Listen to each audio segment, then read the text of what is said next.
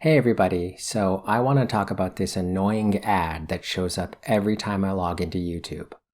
I'm going to make you a best-selling author using a proven digital marketing strategy. Yeah, so first off, I am incredibly skeptical of anything in the vein of self-help. Why? Because if your self-help book or video or seminar actually worked, there wouldn't be 10,000 other self-help books, videos, and seminars, right? Like, if your weight loss book actually worked, there wouldn't be 10,000 other weight loss books. So, okay, I should probably stipulate that I am not a self-published author. My books are published through a small publisher called Next Chapter, but I did not go through a literary agent, and therefore I am probably still a part of the independent author community. I'm not really sure how that works. So this guy is offering a $3,000 seminar to teach you how to be a more successful author.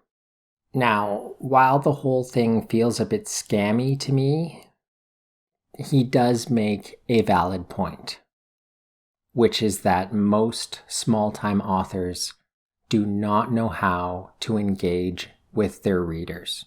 This is a problem that I've been aware of for some time now. I have readers. I know this by my sales figures, but I have no idea who these people are, so I have no idea how to engage them and create a buzz that would lead to more book sales. So now let's talk about how autism and ADD, two conditions that I have, influence my ability to market myself online. Oftentimes in social situations, I will know exactly what needs to happen, but I will have no idea how to make it happen.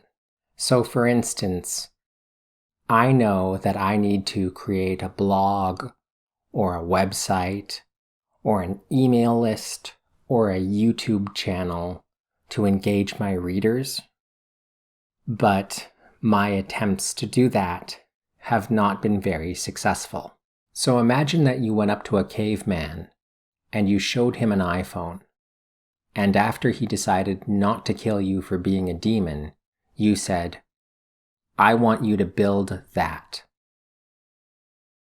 He would have no idea how to begin. That is what self-promotion is like for me. I know what needs to happen. I know I need to convince you to buy my book or watch my YouTube channel or, put me in charge of this project or whatever the heck it was I was trying to achieve, but I had no idea how to make it happen. And it extends beyond just selling books online. Like, I used to have this same problem every time I had to write a cover letter. I would just stare at this blank Word document, having absolutely no idea what to say. So one of the problems is that the people who follow me online are not my readers. They are other authors. And that can be an issue because other authors aren't necessarily interested in what I'm creating. So you might be saying, okay, Rich, this is easy. Just go online and talk about your books. But you go online, you go on Twitter, you've got 10,000 followers, and you're following 10,000 people. And everybody's talking about their own books, and nobody is listening to what other people are saying. That's what you're kind of muddling through as a small-time author online. So most small-time authors go on Twitter and they tweet about their books. And they make the same tweet 4 or 5 times a day. Just the same exact tweet. And these tweets are automated to release on a pre-programmed schedule. One at 9 a.m., one at noon, one at 5 p.m., one at midnight, whatever. But it's the same thing over and over and over again. Now, I don't know if that actually works, but I do know that I don't like it. I'm the kind of person who gets annoyed when you try to sell him stuff. Maybe this is the autism, I don't know. But I find advertising to be irritating at the best of times and enraging at the worst of times. And I kind of have to conclude that it's not like that for most people, because if it were, advertising wouldn't work. So, like, one example, and like, I am in no position to be buying cars, but for whatever reason, YouTube seems to think that I really need a Ford Escalade, or whatever the hell it was. Does Ford make the Escalade? Yeah, I'm not interested in cars. I don't care. YouTube plays me videos of some SUV driving past, it's tough and it can handle all-terrain stuff, which you're totally going to drive on, that sort of thing. And I get so annoyed with the fact that this keeps going on that eventually I go, I stand up and I point at my computer and I say, you know what? I am never going to buy a Ford car ever because you tried to advertise to me. Yeah, I hate sales. I hate advertising. If it's not entirely clear after, 3 years of watching this channel, I hate capitalism. Not a fan. So it becomes very difficult for me to try to figure out what kinds of advertising would draw in other people, because I hate all of it. I have no point of reference. So what I usually end up doing is resulting in some kind of, self-deprecating humor, like we're making fun of my books while simultaneously suggesting that maybe you should check them out. Feeling bored? Listless? Unable to endure the long wait until the next Star Wars movie? Ask your doctor about symbiosis today. Symbiosis treats many of the symptoms associated with a lack of quality science fiction. 4 out of 5 readers report a renewed sense of purpose and a positive outlook on the state of Western culture. Side effects may include giddiness, elation, and an inability to stop reading. Night owls who are prone to excitement should not read Symbiosis before bedtime. Talk to your doctor right away if you experience an abnormal fascination with the lives of purely fictional characters. Boredom is painful. Symbiosis can help. And I don't know if that works. So for instance, sometimes the months when my sales are highest are the ones when I don't do any attempt to market myself online. It's not so much that I think that my marketing is counterproductive, so much as I think that there really isn't much of a correlation. Now, this might be because I actually hired a guy who does public relations for authors, and, maybe he's the one boosting the sales? I don't know.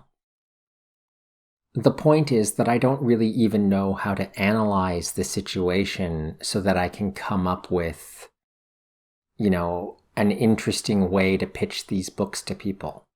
And to be perfectly honest, I kind of just want to write the stories, right?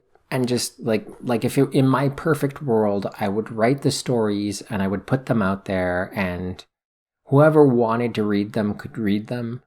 And if you didn't want to read them, you didn't have to, and that would be it. No active attempts to convince you to check this stuff out. I would much prefer it if I didn't ever have to do that. I think there is this perception among people that authors want to be famous or well recognized or whatever. And, I don't. It's like, I want the books to gain some recognition, but I really don't want the spotlight to be on me. I'm a bit of a performer, right? But what you need to understand is that all of this, even this stripped down in my bedroom video series, this is a performance. This is not, the full Rich. This is a character I'm playing. Yes, it is a character based on who I really am, but it is a character based on a subset of who I am. It is not the entirety of my personality. So I can go on stage and I can give a talk and I can have the audience eating out of the palm of my hand. I've done it several times. But then the instant I'm not on stage anymore, and it's the after party and people are asking me questions, I can sort of answer their questions about the research that I presented. But when it comes to like small talk, I'm like, okay, whatever. And I've had several people remark that, you seem so dynamic and charismatic when you're on stage. How come when you're down here, you're so closed off? Because the man who is walking across the stage, who is making the audience laugh and getting them all fired up, that man isn't real. That's just an act. The real Rich Penny doesn't want praise or accolades. He wants to go somewhere quiet, where the world can't hurt him. The real Rich Penny wants to answer all kinds of questions about his books, but wants to tell you absolutely nothing about his personal life. The real Rich Penny wants you to understand all the ways that capitalism fails, and all the things that we can do about it, and wants you to take these ideas and run with them and make the world a better place. But he doesn't really want you attributing these ideas to him. And the performative nature of social media is often so taxing for me that sometimes I will just go days at a time without even logging in. Or failing that, I'll just talk about politics, because politics is impersonal. It's not about my life. Because we can talk about income inequality, and while that may affect me, it doesn't require me to divulge anything about my personal situation to you. And you might be saying, well, Rich, why don't you just go online and talk more about your books then? Because, as I said earlier, the people who follow me are not readers, they are other authors. They are mystery authors and romance authors who are not necessarily interested in fantasy and science fiction. So when I start talking about warp drives or hard magic systems, often involving terminology that these people have never heard before, they're just like, what? So talking about my books on Twitter often feels like screaming into the void. Actually, scratch that. It doesn't even feel like screaming into the void. It feels like screaming into a room where there are 10,000 other people all screaming at the same time. Could get pointless. So I don't know. What I will say is that my publisher has stuck by me for 13 books and counting, and in light of my complete inability to promote my own work, I think that qualifies as evidence that the books are actually pretty good. By the way, if you want to know what a perfectionist I am, that last line took like 12 takes. Like that's not 12. That I can't represent 12 even with two hands, but yes. I would redo them, and probably like the first take is fine. Like when I get to the point where I'm editing this video, I'll just be like, let's just use the first take because it actually doesn't sound horrible, but there you go. So I want to thank you for coming by. I hope you enjoyed this video. Here's the obligatory buy my book thing, which I'm going to say because I can't think of any other way to suggest that you should check out my work. And, like, subscribe, and share. Thanks for coming by. Have a great day. We'll see you next time.